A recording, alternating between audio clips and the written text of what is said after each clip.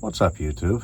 I'm in a precarious position today, and we're under a Range Rover, L405, 2013. Got a red service suspension light, so you know what that means. Time to go under this thing and look at the ACE system. Let me flip this around. So, what we have here are the front-running ACE lines, and we have a leaky boy right here. Yummy, yummy. These other pipes don't look too great either. So basically I just removed the plastic shield and the like that quarter wrap piece. So here's the issue. Dirt and debris gets kicked up by the rear wheel, wetness, and then you get this. So I think at bare minimum I'm going to change probably these three. This one doesn't look so bad. I could probably save it.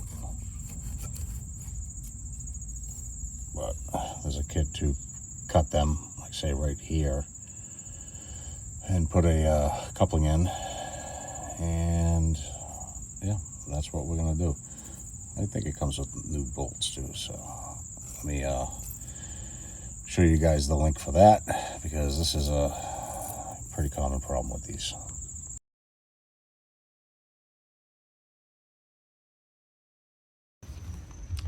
Well, the rain shut down the project for the rest of the day, so I don't think it's going to let up. I'm going to put these on tomorrow. The original wheels have really good tread left on the tires. These are starting to get dry cracked. These, what are they, Eagle F1s or whatever. This car never gets driven, so it just sits here. Maybe I'll use it a few times in the wintertime. So I'll pop these on tomorrow. I'm going to do an oil change. And that's really about it for this thing. I got the pipes ordered, but who knows how long it's going to take to come in. So next video will be swapping these, cutting the lines, swapping them out, and kind of giving a clearer view on how to change them out. So either way, thanks for watching, and we'll get you another video in the next week or so. All right, later.